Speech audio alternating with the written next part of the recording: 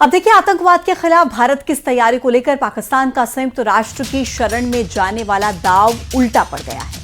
और संयुक्त राष्ट्र परिषद ने पाकिस्तान को न केवल लताड़ लगाई बल्कि उसकी परमाणु हथियारों के इस्तेमाल वाली धमकी को भी आड़े हाथों लिया।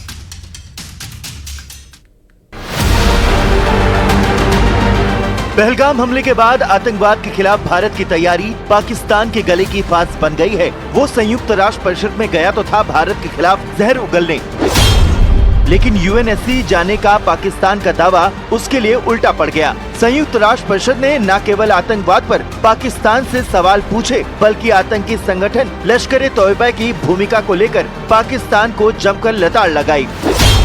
और यूएनएससी ने पाकिस्तान के फॉल्स फ्लैग नैरेटिव को सिरे से खारिज कर दिया। संयुक्त राष्ट्र परिषद ने पहलगाम आतंकी हमले की निंदा की और हमले के लिए जिम्मेदारों को सजा दिलाने पर जोर दिया। साथ ही धर्म के आधार पर टारगेट किलिंग पर भी चिंता जताई। इसके साथ ही पाकिस्तान के मिसाइल परीक्षण और परमाणु हथियारों की धमकी को भी तनाव बढ़ाने वाला बताया। यानी पाकिस्तान की भारत के खिलाफ की साजिश अंतर्राष्ट्रीय मंचों पर एक बार फिर नाकाम हो गयी।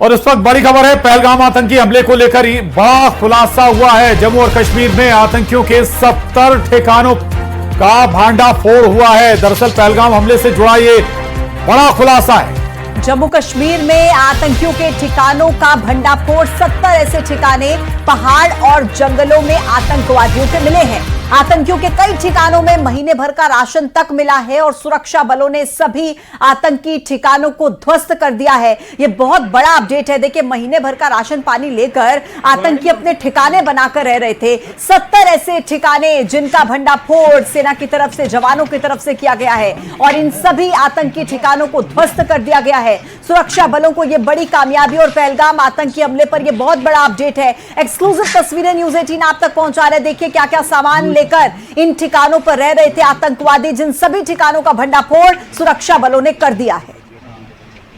ये तो अपने फौजी बैग है यार। तो पाकिस्तान के साथ जारी तनाव के बीच भारत ने जबरदस्त तैयारी कर ली है। कल ही केंद्रीय गृह मंत्रालय ने कई राज्यों को नागरिक सुरक्षा का मॉक ड्रिल करने का आदेश दिया है।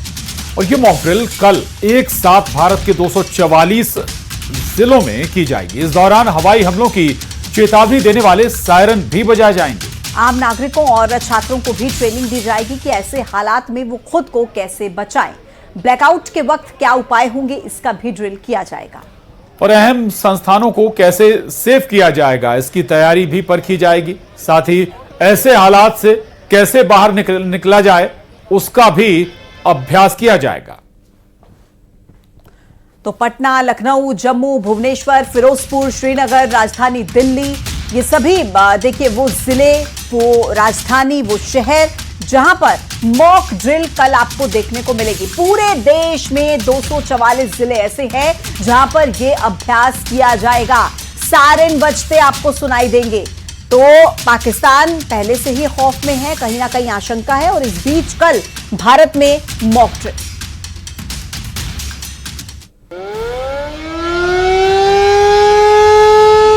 दिल्ली से लेकर मुंबई और गांधीनगर से लेकर अमृतसर जैसे देश के तमाम शहर और गांव कस्बों में 7 मई की तैयारियां शुरू हो गई हैं। 7 मई को देश भर में मॉक ड्रिल होगा। हवाई हमले की चेतावनी देने वाले सायरन बजेंगे। इस ड्रिल का मकसद बेस्ट केस सिनेरियो के लिए, यानी अगर युद्ध की स्थिति आई और दुश्मन मुल्क की ओर से हवाई हमले की सूरत बनी तो फिर आम नागरिकों का बचाव कैसे हो, इसके लिए ये मॉक ड्रिल कराई जाएगी। मॉक ड्रिल के दौरान एयर रेड वार्निंग सायरन बजाए जाएंगे और आम नागरिकों और छात्रों को इस बात की ट्रेनिंग दी जाएगी कि दुश्मन के हमले के वक्त खुद की सुरक्षा कैसे करें। ड्रिल के दौरान ब्लैकआउट की तैयारी और महत्वपूर्ण प्लांट्स और संस्थानों को जल्दी से छुपाने की व्यवस्था भी की जाएगी। इस अभ्यास के दौरान एयर रेड वार्निंग सायरन बजाए जाएंगे और आम नागरिकों और छात्रों को इस बात की ट्रेनिंग दी जाएगी कि दुश्मन के हमले के वक्त खुद की सुरक्षा कैसे करें। और अब सवाल ये हो जाता है कि जब जंग का सायरन बजे तो आप आखिर करें क्या? सायरन की आवाज सुनते ही आपको घबराना नहीं है। अपने परिवार के सभी सदस्यों को इकट्ठा करें और स्थिति का आकलन करें। सरकारी रेडियो, टेलीविजन या इंटरनेट के जरिए आधिकारिक निर्देशों का पालन करें। अगर आप घर में हैं तो खिड़कियां और दरवाजे बंद रखें। और अगर आप बाहर हैं तो पास के ही बंकर या फिर किसी सुरक्षित जगह पर जाएं। परिवार और अपने दोस्तों से संपर्क में रहें। अगर आपातकालीन सेवाओं की जरूरत हो तो स्थानीय आपातकालीन नंबर पर कॉल करें। और सड़क पर वाहन चलाते समय ट्रैफिक संकेतों और पुलिस के निर्देशों का पालन करें। इमरजेंसी गाड़ियों को रास्ता दें। तो चलिए, आपने ये देखा कि क्या आपको पढ़ना है, लेकिन ऐसे में जरूरी ये भी जानना है कि युद्ध की स्थिति में सायरन बजने पर आपको क्या नहीं करना है, ये भी आपको बता दें। दरअसल जंग का जब सायरन बजे तब पैनिक ना फैलाएं, घर के खिड़की दरवाजे ना खोलें और अधिकारियों के निर्देशों को ना तोड़ें। जब तक बहुत ज्यादा जरूरी ना हो घर से बाहर ना जाएं, अफवाहों पर ध्यान ना दें और ना ही अफवाह फैलाएं। तो ये तमाम चीजें हैं जिनका आपको ख्याल रखना है।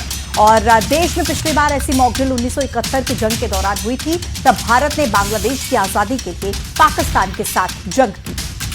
और मध्य प्रदेश के 5 जिले भोपाल, जबलपुर, इंदौर, ग्वालियर और कटनी में भी कल मॉक ड्रिल होने जा रही है। छत्तीसगढ़ के दुर्ग भिलाई में भी मॉक ड्रिल होगी। इसको लेकर तैयारी भी की जा रही है।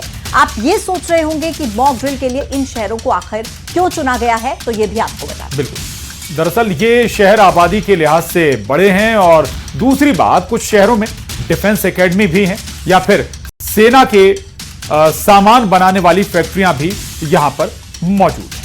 तो भोपाल और मध्य प्रदेश की राजधानी और बड़ा शहर है जो भोपाल है वो, और जबलपुर में देखिए ऑर्डिनेंस फैक्ट्री है। रक्षा तैयारियों में एक महत्वपूर्ण किरदार जबलपुर शहर का रहता है, इसलिए जबलपुर को भी चुना गया है।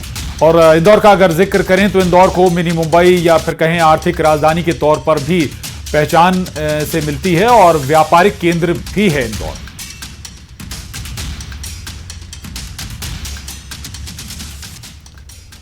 और पहलगाम आतंकी हमले पर बाबा बागेश्वर ने कहा है कि भारत सरकार पाकिस्तान को घर में घुसकर जवाब दे और आतंकवाद को खत्म करे। पाकिस्तान के घर में घुसकर आतंकी ठिकानों को जड़मूल से मिटाना चाहिए। भारत सरकार से हम यही कहेंगे कि आप ये जो हर बार कड़ी निंदा करते हो, ये कड़ी निंदा कब तक करोगे? इससे आपके ऊपर से भरोसा कम होगा। इसलिए भारत की सरकार को अपने भरोसे को दृढ़ करने के लिए, भारत को सुरक्षित करने के लिए, क्योंकि इससे फिर भारतीय विदेशी सैलानी भारत में आने से डरेंगे इस प्रकार के हमलों से, कि वहां तो आतंकवाद खुलेआम है, तो लोग यहाँ आने से डरेंगे। इसलिए भारत की सुरक्षा की बात है, ये भारत के सिद्धांत की बात।